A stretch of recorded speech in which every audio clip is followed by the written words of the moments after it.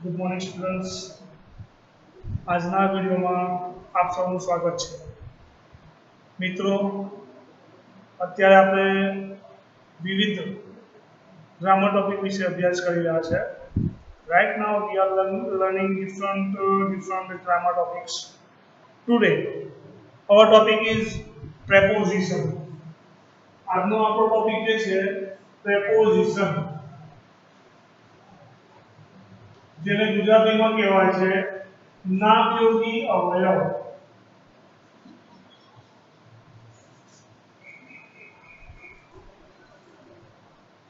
બરાબર છે.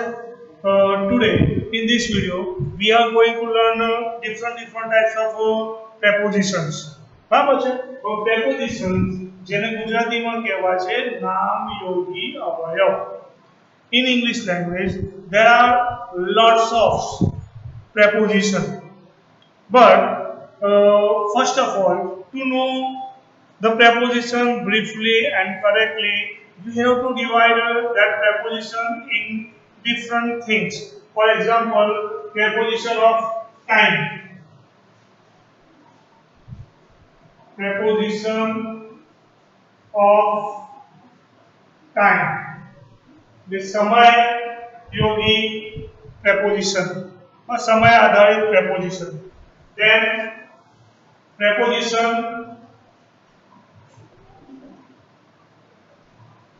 of place. બરાબર છે. સ્થળ આધારિત અવયવ. આ ઉપરાંત preposition of movement or direction. ત્રીજા નંબરનું છે preposition of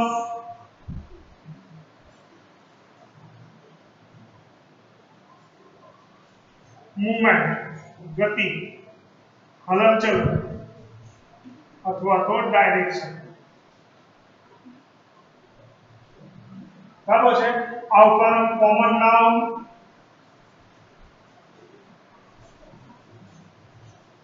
કોમ્પ્લેક્સ નાઉન અને કમ્પાઉન્ડ નાઉન.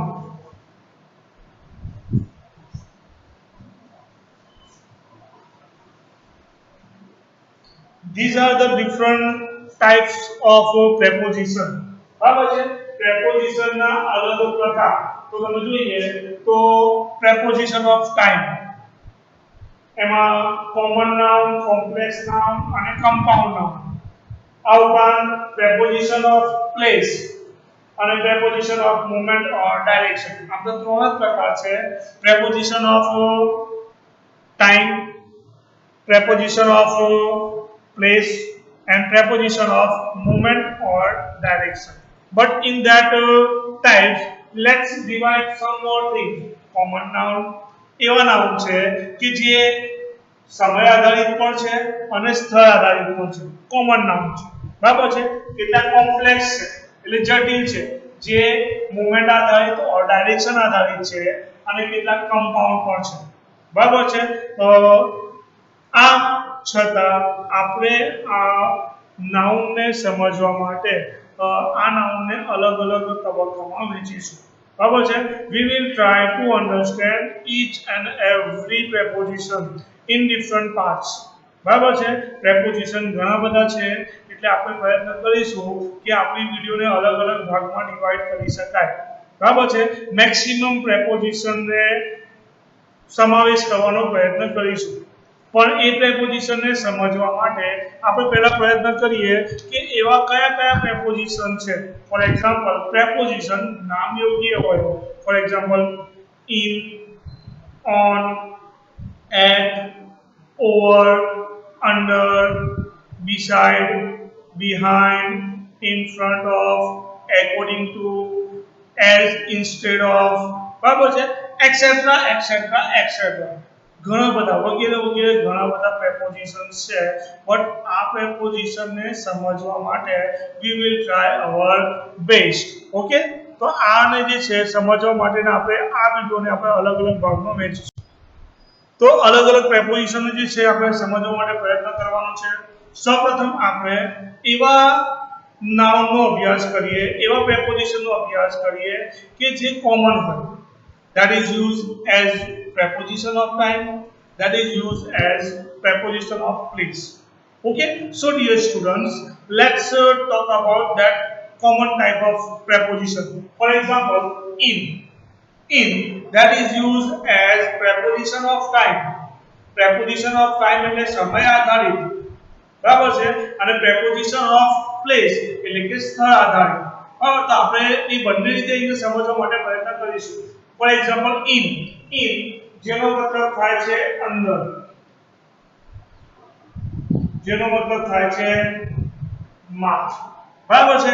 in નો શબ્દ નો મતલબ થાય છે અંદર, માં, ની, નજીક.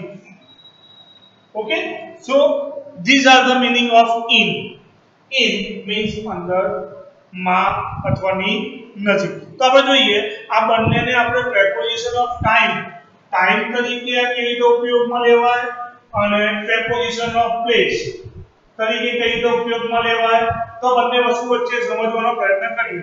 દાખલા તરીકે in the morning સવારમાં, બરાબર છે. હવે મોર્નિંગ જે છે એક સમયનું સૂચન કરે છે. Morning is indicated a time. Morning જે છે એ સમયનું સૂચન કરે છે. That is called preposition of time. For example in the evening, બરાબર છે. in the evening નું સૂચન કરે છે એટલે કે એ પણ સમય સૂચક છે. in 1999, okay, in June, in a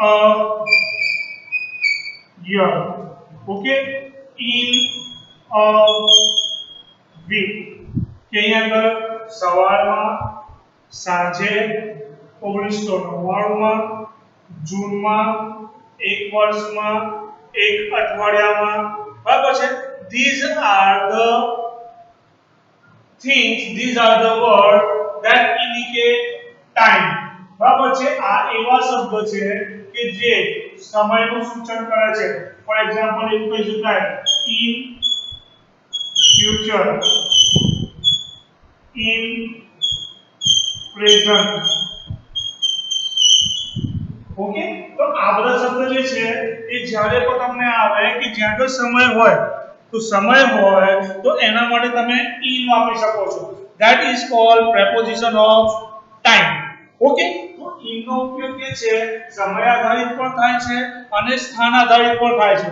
હવે સ્થાન બતાવવા માટે સ્થાન, પ્લેસ એટલે કે સ્થાન. તો in the room, in a pocket, in the garden, in the prayer hall, in a school, okay, in a shop. તો જોઈ શકો છો કે ભાઈ these are the words that sign that indicate a place. બરાબર છે કે આ જે છે એવા શબ્દ છે કે જે સ્થળનું સૂચન કરે છે. For example in a room, room એટલે કે ઓરડો, ઓરડો એક સ્થાન છે, બરાબર છે. પોકેટ એટલે કે એક સ્થાન છે, ઓકે. બગીચો, પ્રેયર હોલ, સ્કૂલ, શોપ. આ ઉપરાંત in a car, બરાબર છે. આ એવા શબ્દો છે કે જે સ્થાનનું સૂચન કરે છે. તો in શબ્દ જે છે એ બંને માટે સમય સૂચક તરીકે અને સ્થાન સૂચક તરીકે પણ વપરાય. ઓકે, in નો અભ્યાસ કર્યા પછી આવો જ એક બીજો એક કોમન નાઉન છે કે ભાઈ on જેને ગુજરાતીમાં કહેવાય પર, ની ઉપર, ની નજીક. So dear students, let's understand how we can use on as preposition of time as well as preposition of place. For example, on is used to show the preposition of time. કે ભાઈ ક્યારે સમય સૂચક તરીકે વપરાય છે. For example, on Monday કે ભાઈ સોમવાર. આપણે we will meet on Sunday. We will meet on Friday. We let visit Saputara on this week. બરાબર છે એટલે કે on this week. Last year we have visited on different places. બરાબર છે એટલે એવો સમય સૂચક શબ્દ છે કે જેનો ઉપયોગ થાય છે સમય માટે પણ અને સ્થાન માટે પણ. On summer vacation,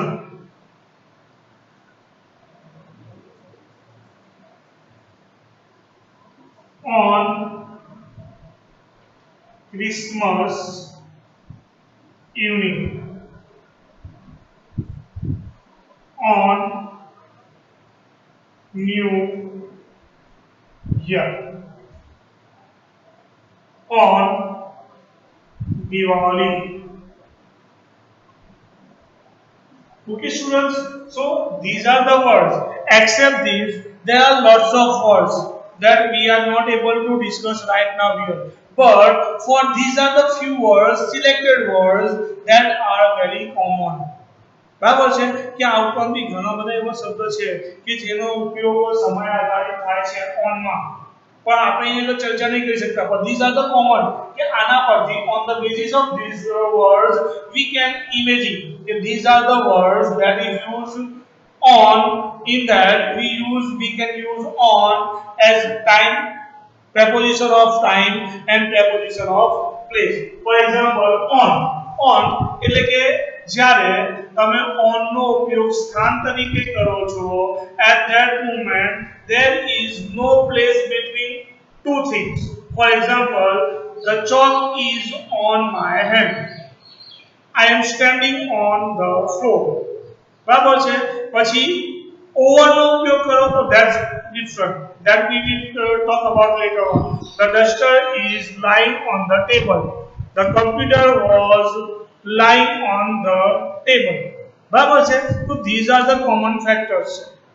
That show કે જ્યારે બે વસ્તુ વચ્ચે કશું પણ અંતર હોતું નથી. બરાબર છે. At that moment we use on as preposition of time. કે preposition of time માં on નો ઉપયોગ ક્યારે થાય તો જ્યારે બે વસ્તુ વચ્ચે કોઈ પ્રકારનું અંતર ના હોય ત્યારે. For example, on a table, on the computer, on a terrace, on the playground, on the wall. બરાબર છે કે એટલે these are the few words. આના આધાર પર જે છે તમે કેટલાક શબ્દ ઇમેજ કરી શકો છો. On a road, on a way, બરાબર છે. On the field. These are the common factors. For example, the book is on a table. બરાબર છે. એટલે ત્યાં આગળ blank, fill in the blanks માં this preposition should be asked in fill in the blanks, or whether it's in a sentence correct the errors, underline errors માં તમને પૂછાય. So at that moment you can imagine these things. બરાબર છે કે ભાઈ I am working on the computer. My mother is on a terrace. The players are playing cricket on the playground. The worker is standing on the wall. We are driving a car on a road. I am on my way, on the way બરાબર છે. The worker are working on the fields. Okay, so these are the uses, these are the examples of on. Students in અને on નો અભ્યાસ કર્યા પછી એવો જ એક common factors જે સમય સૂચક તરીકે અને સ્થાન સૂચક તરીકે વપરાય છે એ છે એટ. એટ એટલે કે એનો મતલબ પણ સેમ જ થાય, નજીક, પાસે, ની આગળ, ની તરફ, એટસેટ્રા એટસેટ્રા એટસેટ્રા. બરાબર છે, વગેરે વગેરે શબ્દનો ઉપયોગ કરી શકાય. કે ભાઈ એટ જેનો મતલબ નજીક પણ થાય, પાસે પણ થાય, ની આગળ પણ થાય, ની તરફ પણ થાય, બટ એનાથી મતલબ નથી. But here we are going how it is used as preposition of time and preposition of place. કે preposition of time તરીકે જ્યારે ચોક્કસ સમય હોય, at is used a fixed time. બરાબર છે. For example at 2 o'clock, at evening, at night, at morning, at the theater. Theatre A place તરીકે વપરાય છે. બરાબર છે. તો આ એવા શબ્દ છે જ્યાં સમયગાળો હોય, કે ભાઈ at 2 years, at 5th May. બરાબર છે. એટલે આ બધા સમય એવા છે કે જેનો ચોક્કસ નામનો ઉપયોગ થાય છે. at 10 o'clock એટલે કોઈ પણ પછી કોઈ પણ સમયગાળો લઈ શકો છો. 10 o'clock, 2 o'clock, 3 o'clock, 12 o'clock. બરાબર છે. ગમે તે સમયગાળો તમે લઈ શકો છો. પછી બીજું at midnight કે તમે જે છે એનો શબ્દનો ઉપયોગ છે મધ્યરાત્રિ. at evening, at afternoon, at noon. બરાબર છે. તમે આ બધા શબ્દ જે છે નો ઉપયોગ કરી શકો છો. કે ભાઈ તમે 10 o'clock તો ગમે ત્યારે ફિક્સ સમય છે કે આ જ સમય. જ્યારે કોઈ specify when we have to meet someone at fixed time, કે ભાઈ I will visit the school at 10 o'clock. I goes to school at 10 o'clock, 11 o'clock, 12 o'clock. I return from school at 5 o'clock. Okay, okay, I went to school in the morning, at the morning. Okay, I got up from my place at 9 o'clock. બરાબર છે. I take my meal at, I will eat my food at evening. Okay, at afternoon, at noon. Same thing જ્યારે આપણે કોઈ place બતાવવાનું હોય કે ભાઈ I am waiting for you at the station, કે હું સ્ટેશન પાસે, સ્ટેશન નજીક, સ્ટેશનની આગળ તારી રાહ જોઈશ. I we shall meet at the library, કે આપણે લાઇબ્રેરી પાસે મળીશું. બરાબર છે. તો let's go to school at 9 o'clock. અથવા તો Rohan went to school at this way, this road. બરાબર છે. કે આ રોડ એટલે રસ્તાનો ઇન્ડિકેટ કરી આપણે.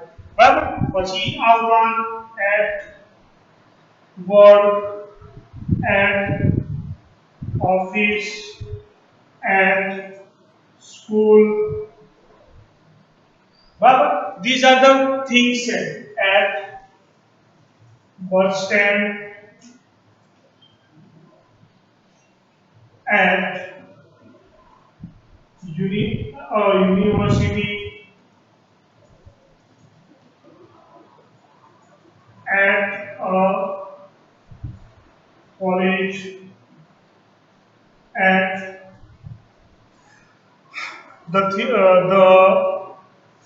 at a hotel, at Sardar Garden,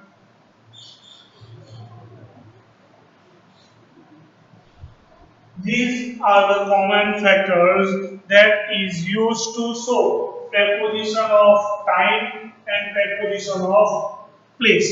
Okay students, so these are the common factors કે જેનો આપણે આ વિડિયોમાં in, on અને at ના rules અને regulation where how we can use in as preposition of time or preposition as place, on and at both how we can use this preposition અને એમાં કયા કયા વસ્તુનો ડિફરન્શિએટેડ છે બરાબર છે એનો આપણે અભ્યાસ કરીએ તો dear students stay with us આગળના પ્રેપોઝિશન જે છે આગળના પ્રેપોઝિશનની ચર્ચા પણ આપણે ધીમે ધીમે આવી રીતે જ કરતા જઈશું કે ભાઈ પ્રેપોઝિશન ઓફ ટાઈમ તરીકે ઘણા બધા પ્રેપોઝિશન્સ છે સ્થાન તરીકે મૂવમેન્ટ અને ડાયરેક્શન તરીકે ઘણા બધા પ્રેપોઝિશન્સ છે જેનો અભ્યાસ આપણે નેક્સ્ટ વિડિયોમાં કરીશું okay stay home thank you